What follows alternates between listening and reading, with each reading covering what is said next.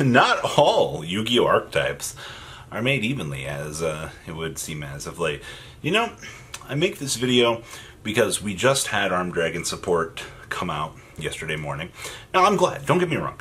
I'm happy that we got to see this new line of support, but you have people back there in a very dark corner. Hi! I see you back there, Elemental Hero players. There's a darker place back there.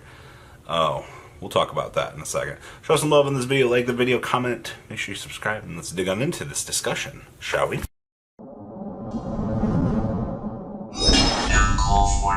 So before we started making this video, I kind of rummaged through the archetype page a little bit on Wiki. I was like, well, you know, the purpose of making this video today was Teller Knights are sitting over here in the corner. They're going, hi. And Konami knows that this is a fan favorite archetype, right? They're aware that players want this. And then we have Blazing Vortex come over here. And, you know, you hear Blazing Vortex, you're like, oh my god, yes, you know, Pain 96 is finally going to get the recognition that he needs for his volcanic support over there. He's sitting over there next to the Toe Knight players. He moved up a slot. He was like, my time has come. And then they hit us with Armed Dragon support. Now, this might come off as a little bit hostile and a little bit, oh my god, he's just complaining about this. But it's really interesting when you look at the way that Konami is doing this current level of support. So, interesting enough, we do not have an anime right now for legacy stuff. They're pushing out the whole Yu-Gi-Oh! 7's Rush Duel stuff, alright? So, you can't make new cards based on the anime right now. It's just not how it goes. You have the Rush Duel stuff. Stay over there, alright? So, they're doing that. That's going great. So, what do you do at this point? Because you don't have an anime pushing product. I mean, you do, but you don't. So, you have to go on the nostalgia trip, alright?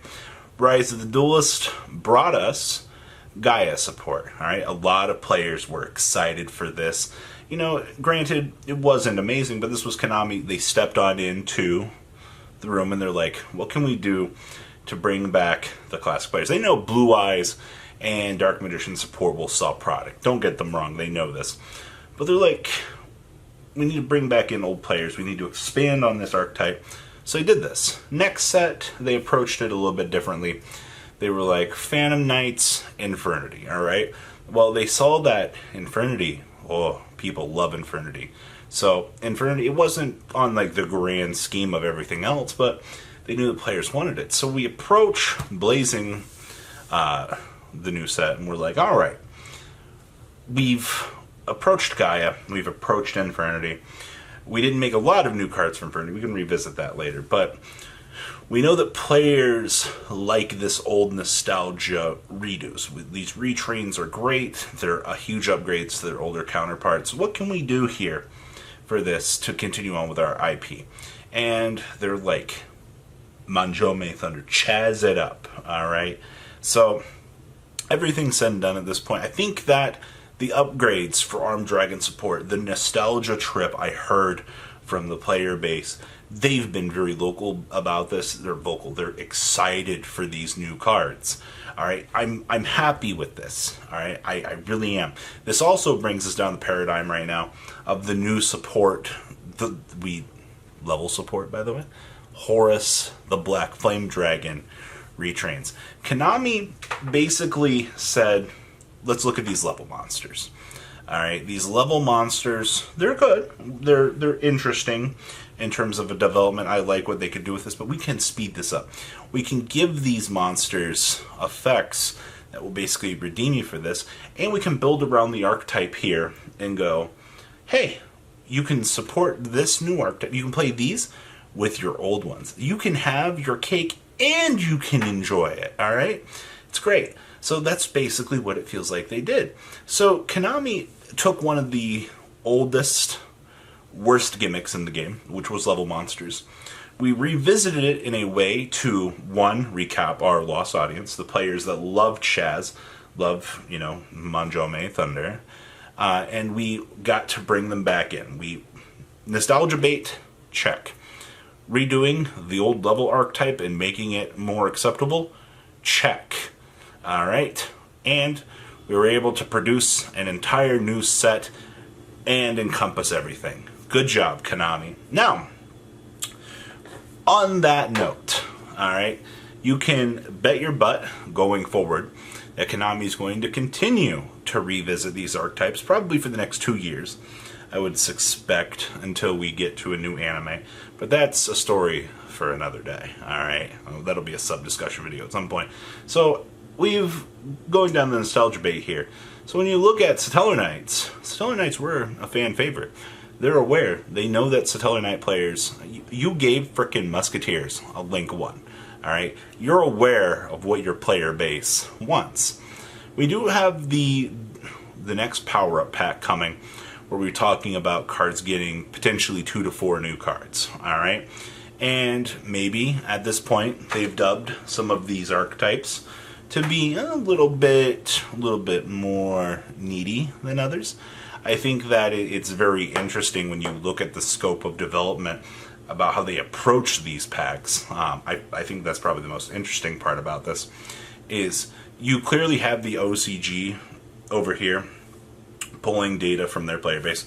You have the TCG over here doing the pull data right now, developing these interesting results.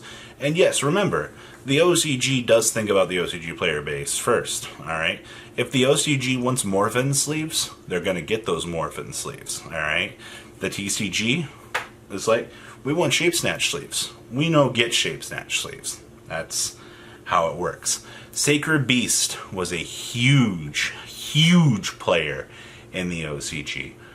People love that there. Not so much here. Remember, Western audience versus Eastern audience. It all kind of comes down to different variants of what community likes. Remember, we have different memes here for our community than the OCG does, alright? The OCG probably looks at us as total scumbag players. I wouldn't be surprised about that. But different communities, different card pool designs, and we will see different things based on what they view for data as opposed to here. Alright? Now, I'm not sure if Chaz was a huge player base acceptance here. I know that the player base here loved what Akiza was doing. We also loved Jaden. Oh my god, the West is such... We're hero fans for life here, alright? Let's be honest about that. But you don't see crazy amounts of, pushing out hero product as like... I mean, heroes will get a new card every blue moon. But now, Konami, I kind of feel like they've taken a step back from this. They're going to sub-characters now.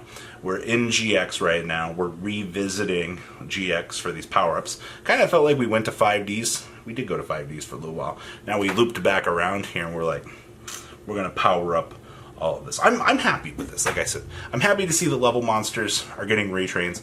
I'm happy to see the Konami's fixing some of these bad archetypes.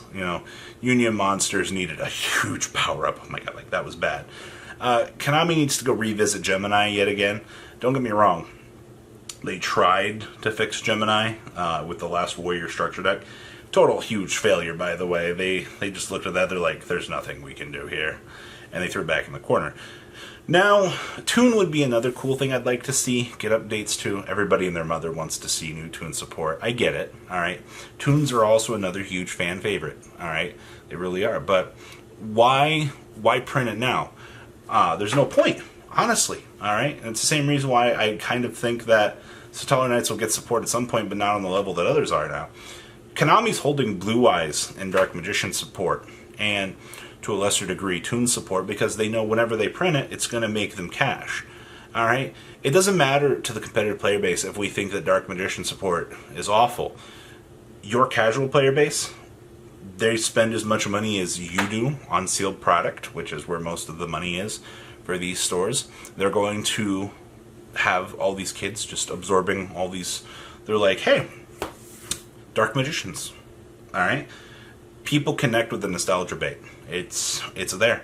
Look at Manjome. Look at the Infernity support out here. Look at frickin' Gaia. Though I think Gaia was a test on the waters. I like where this is going now.